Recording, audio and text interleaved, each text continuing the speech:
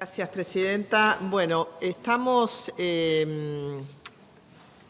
presentando para su votación este proyecto que sale de la Comisión de Derechos Humanos y Equidad de Género, brecha salarial de género, reporte, sistematización y transparencia, que se declara de interés nacional y sale votado por unanimidad de esa comisión.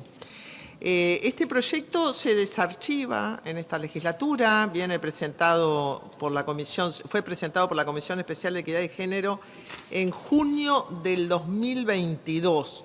Este proyecto, lo que además de declarar de interés nacional la obtención de los datos sobre brechas salariales de género, le pide al Banco de Previsión Social y a los organismos de la Seguridad Social que le proporcionen datos al Instituto Nacional de las Mujeres, datos puros y duros para que se calculen entonces los promedios salariales de hombres y mujeres a partir de las remuneraciones nacionales, de las remuneraciones nominales.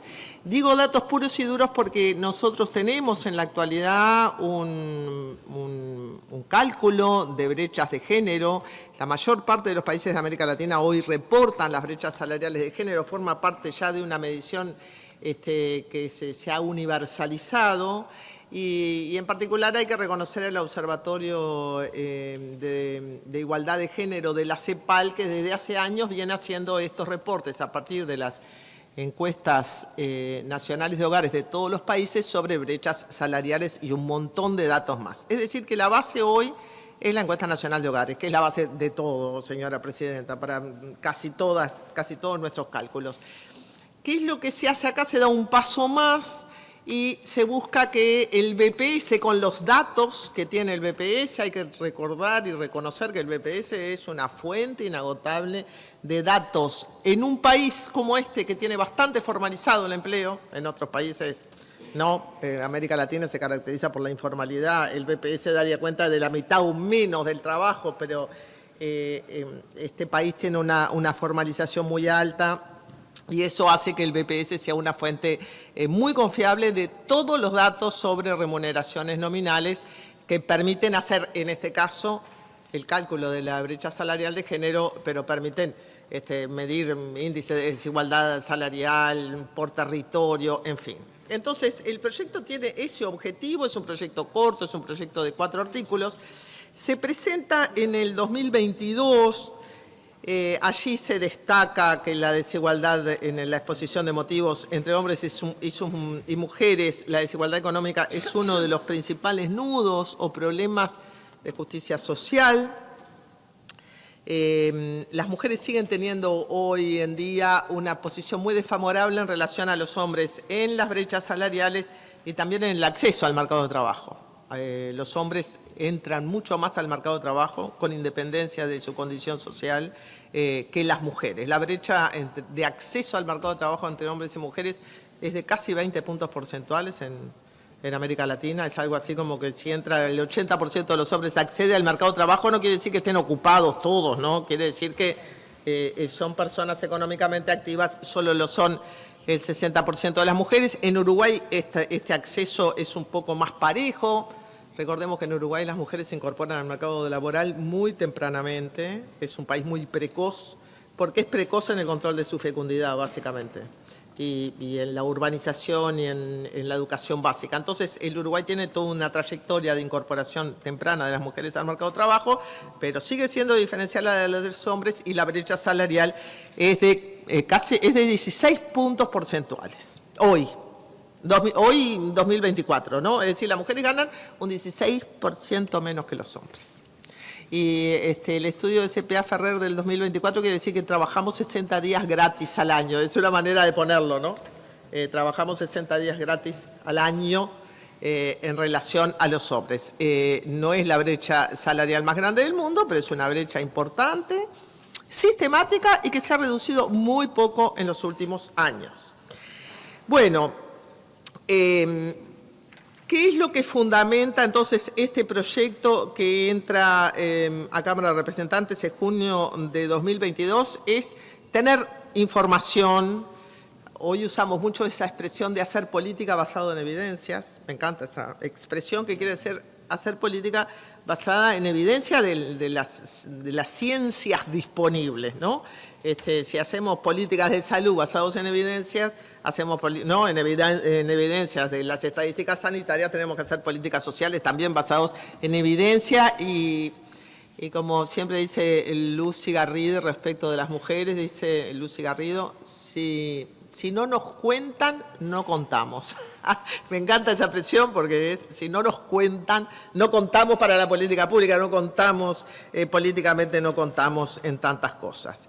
Bueno, entonces, este proyecto a su vez toma base en una norma que fue aprobada en el Reino Unido y que permitió la visibilización de las brechas salariales de género y obligó a las grandes empresas a mostrar sus brechas salariales de género y a partir de ahí la política en el Reino Unido se dedicó también a crear mecanismos para que esas empresas, esas grandes empresas pudieran reducir sus brechas de género y lo hizo con mucho éxito.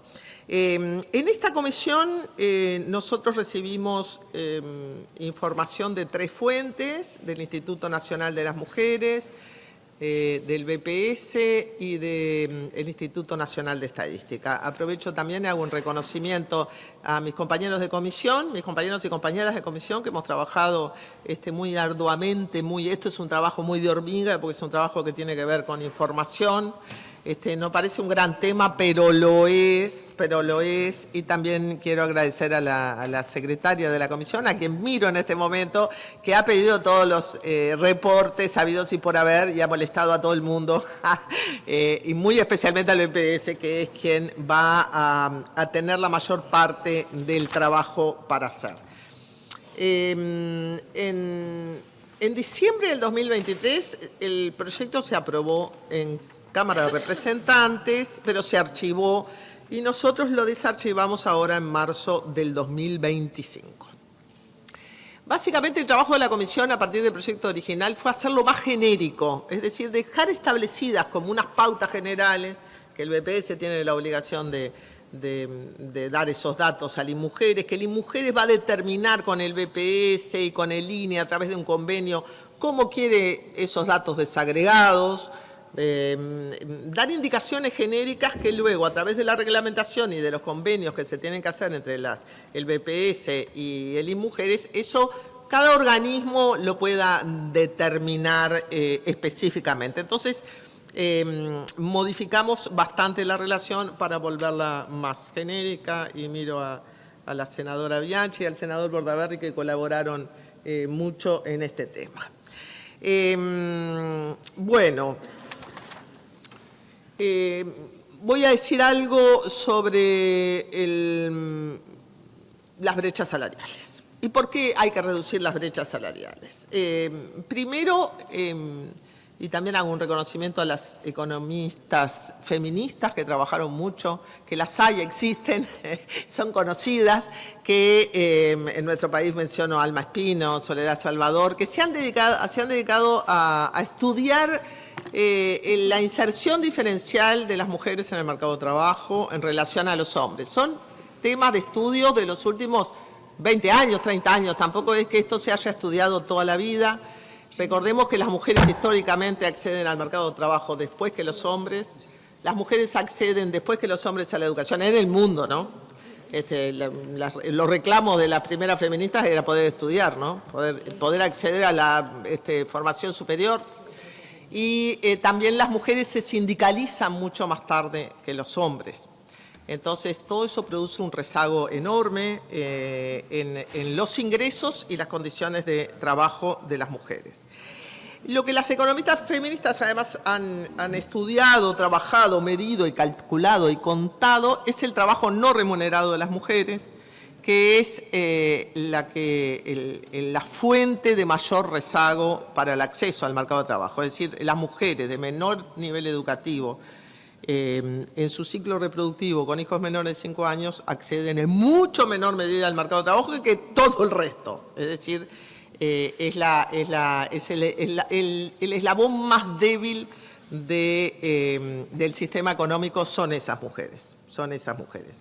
Las mujeres de menor nivel educativo con hijos menores de 5 años, y de hecho hay cálculos que ha hecho hasta el Banco Mundial de qué pasaría en el Uruguay si esas mujeres ingresaran al mercado de trabajo. ¿Y sabe por qué lo digo, señora presidenta? Porque nosotros nos pasamos buscando fuentes de ingresos acá y allá, inversión externa directa, deuda externa, pero no nos damos cuenta de que tenemos un potencial para aumentar la productividad del Uruguay enorme, incorporando a la vida económica a esas mujeres.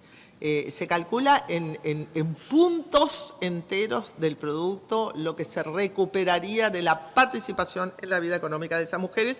Y allí tenemos una fuente de aumento de ingresos, de aumento de la productividad, de aumento del PBI, que serían muy importantes para un país que además está estancado demográficamente. Entonces, tenemos una gran capacidad, tenemos un ejército de reserva, como se le llamaba antes, de mano de obra muy importante para el desarrollo uruguayo. Muy bien. Las brechas salariales de género, además, se pueden explicar por 3 tipos de razones. Se habla de la discriminación pura y la discriminación por otros factores. La discriminación pura es muy difícil de combatir, y es que los hombres confían menos en las mujeres para todo, para todo. Lo digo con cierta ironía. Es decir, cuanto más informales son las reglas del mercado de trabajo en la encargatura a las mujeres de puestos de responsabilidad, más los hombres tienden a confiar en hombres que en mujeres. A eso se le llama, es un factor de discriminación cultural. Es el más difícil de combatir. El factor de discriminación más importante que hubo en los últimos años fue el nivel educativo, pero las mujeres hoy tienen un nivel educativo promedio superior al de los hombres. Eso se está produciendo en el mundo crecientemente y en el Uruguay en forma muy pronunciada. Las mujeres hoy son más educadas que los hombres, promedialmente, pero eso no las beneficia en el mercado de trabajo, porque la brecha salarial es justamente más alta en los escalafones más altos. No es una brecha que solo se explique por la pobreza, por el nivel educativo. No, es una pobreza, es una diferencia salarial que se explica por la discriminación. Las fuentes de la discriminación son la horizontal y la vertical. La horizontal es que hay bolsones de trabajo enteros ocupados por mujeres y eso tiende a deprimir los salarios en su conjunto. Voy a mencionar 2 sectores bien diferenciados, ya que lo tengo a Óscar Andrade acá a mi lado. El sector de la construcción es un sector fuertemente masculinizado y eso presiona los salarios al alza. El sector de la educación es un sector fuertemente feminizado y eso presiona los salarios a la baja. Esa es la discriminación. Entonces, no se explica justamente ni por la educación, ni por la cantidad de horas invertidas en calificaciones, sino que se explica porque las mujeres se concentran en los lugares de trabajo peor pagos. No lo hacen porque quieren, ¿no? No es una cosa intencional de buenos y malos, justamente es una discriminación estructural. Uno de los lugares donde se produce la discriminación salarial más grande es en la salud, señora presidenta. Casi triplica la discriminación salarial del conjunto.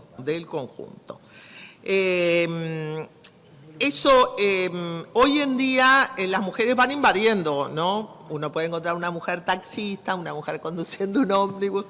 Las mujeres van invadiendo de a poco el mercado de trabajo, pero sigue y ya no se pide trabajo discriminando por sexo como se hacía antes, ¿no? Que se pedía trabajo masculino o trabajo femenino. Hoy esas reglas ya no existen, pero la discriminación, la segregación en el mercado de trabajo sigue siendo muy importante y la segregación en el mercado de trabajo hace que las mujeres se ocupen en tareas propias del género: limpieza, comida, educación y salud, que son tareas que son una extensión de la división sexual, es parte de la división sexual del trabajo y cuidados. Y justamente son esas tareas las que están peor pagas en el mercado, que son las que son producto de la división sexual del trabajo. Y después tenemos el techo de cristal, que sé que alguien más se va a referir en sala al techo de cristal. Se le llama techo de cristal porque una mujer encuentra un techo arriba de su cabeza, pero lo siente, pero no lo ve. que es la discriminación en la jerarquía en los puestos de trabajo. Yo siempre pongo el ejemplo de la universidad, porque me parece el más gráfico. La universidad es un sistema donde todos son altamente educados. La universidad es un sistema donde todo está arreglado, todo es por concurso y, sin embargo, nunca hemos tenido una mujer rectora.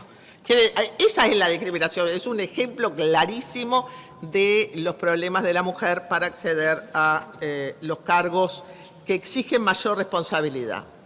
Menciono la presentación que se hizo el 31 de marzo de 2025. La Oficina Nacional de Servicio Civil tiene un laboratorio y observatorio de la gestión humana del Estado. Y muestra que el 70 y el 71% de los cargos políticos y de particular confianza son masculinos. Solo el 30%, estamos hablando del Estado, que es justamente la institución más igualitaria que tenemos. El 42% de los puestos del Estado son ocupados por mujeres, ¿no? Los cargos de conducción. Sin embargo, cuando llegamos a los cargos de alta jerarquía, cargos políticos y de particular confianza, el 70% son masculinos. ¿Por qué? Porque ahí funciona la discriminación pura. Es un cargo que es otorgado discrecionalmente. Y cuando funciona la discrecionalidad, señora Presidente, la discriminación pura opera sin problema y los hombres confían más en otros hombres para dirigir los destinos de este país que en las mujeres, razón por la cual siempre somos minoría acá y en otros lados. Además, la brecha salarial aumentó con la pandemia y no llegamos a los niveles prepandemia aún, que eran el 15%. Bueno, ya dije bastante sobre eso y ahora voy a decir cosas, a tratar de convencer a este auditorio de las cosas maravillosas que se podrían hacer si incorporamos a las mujeres al mercado de trabajo y reducimos las brechas salariales.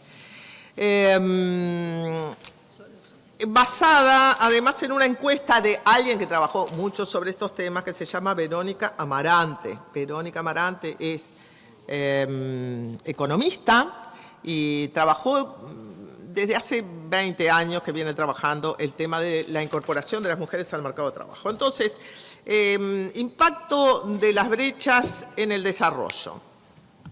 No todas las mujeres se están incorporando al mercado de trabajo, o al menos no durante ciertas etapas de su vida. Recuerden que el ciclo reproductivo es más o menos entre los 20 y los 35 años y calculen de allí la edad, los hijos menores de 5 años. Es en ese tramo donde las mujeres encuentran más dificultades, son las mujeres jóvenes, ¿no?, las que encuentran más dificultades para incorporarse al mercado de trabajo. Eso tiene implicancias a nivel macroeconómico en términos de la capacidad de producción de la economía, de lo que podrían generar esas trabajadoras si tuvieran un empleo. Entonces, ella habla de la seguridad social, que cuando discutimos, que nos pasamos discutiendo la seguridad social en una proyección de más largo plazo, el único margen, dice Verónica Amarante, que hay hoy en el Uruguay para incorporar trabajadores, para mejorar la ecuación entre jubilados y activos, es incorporar mujeres. Sumar a las mujeres que hoy no están en el mercado de trabajo y que además tienen un nivel educativo más bajo. Y para incorporarlas, además, hay que hacer esfuerzos de capacitación para todo ese segmento de mujeres. Y eso mejoraría enormemente las proyecciones de la seguridad social que se tienen. Para esto hay que trabajar con los varones también en el tema de la corresponsabilidad. Siempre decimos que las mujeres salieron de la casa, pero los hombres no entraron en ella. Quiere decir, las mujeres salieron al mundo del trabajo, pero eso no generó una corresponsabilidad equivalente en las tareas domésticas y de cuidados, lo cual crea una sobrecarga para las mujeres, porque las mujeres que trabajan en pie de igualdad con los hombres al mismo tiempo tienen una sobrecarga porque o cuidan niños o cuidan ancianos. No hay manera de librarse de la vulnerabilidad en las puntas de la vida. El Banco Mundial dice que si las mujeres tuvieran una participación en el mercado de trabajo igual a la de los hombres, el Producto Bruto Interno per cápita del Uruguay podría aumentar hasta $2.000 por persona. Pobreza infantil y brechas laborales. Todo, ya que estamos con el objetivo de reducir la pobreza infantil, los hogares con niños son siempre los que están en una situación de mayor vulnerabilidad. Es decir, la pobreza infantil es un resultado inevitable de la pobreza en general, pero también de las brechas entre hombres y mujeres. Los hogares donde hay niños son hogares que precisan más cuidados. Los hogares donde hay niños pobres hay mujeres con menor nivel educativo que no se incorporan al mercado de trabajo.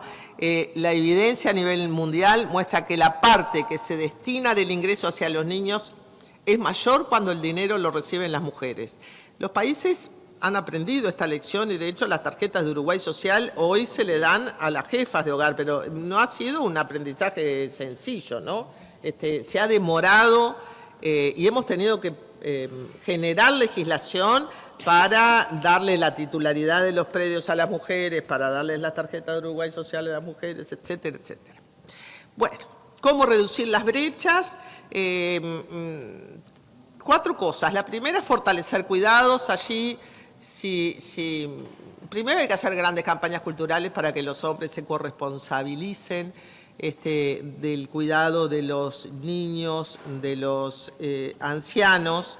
Y si no funciona eso, que eso podría funcionar a largo plazo, hay que fortalecer el sistema de cuidados. Y para eso la economía del cuidado necesita recursos. Ya que estamos en tiempos de presupuesto, pidamos recursos para el Sistema Nacional de Cuidado. En segundo lugar, es muy importante la negociación colectiva. Las mujeres se han visto entrampadas en falta de negociación colectiva. Eso también ha ido contra los salarios de las mujeres.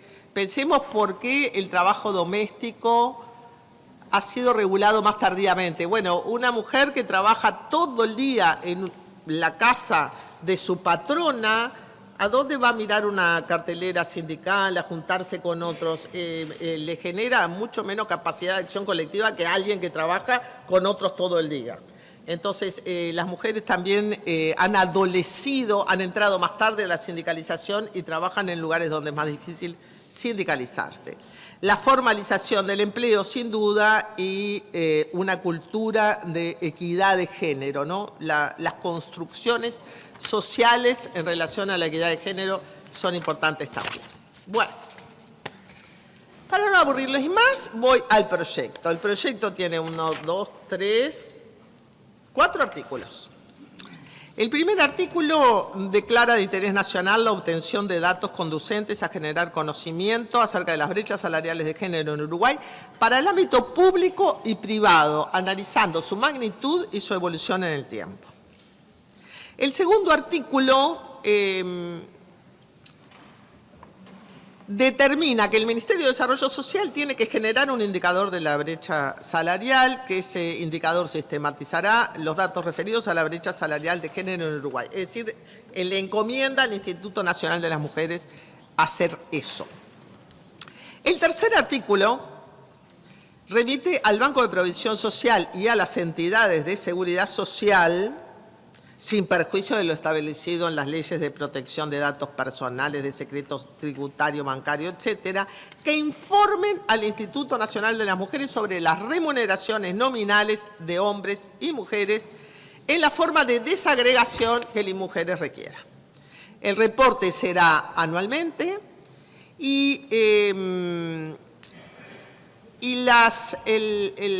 se hará un convenio, se establecerán mecanismos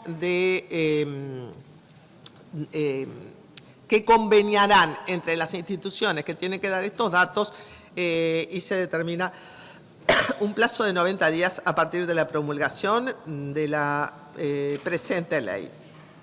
Y finalmente, el último artículo dice que el informe se presentará anualmente y que el Instituto Nacional de las Mujeres elaborará el indicador. Este proyecto fue votado por unanimidad en la comisión, el proyecto en general y todos sus artículos. Me ha cambiado el género del presidente. Señor presidente, con esto yo he concluido mi informe sobre el proyecto.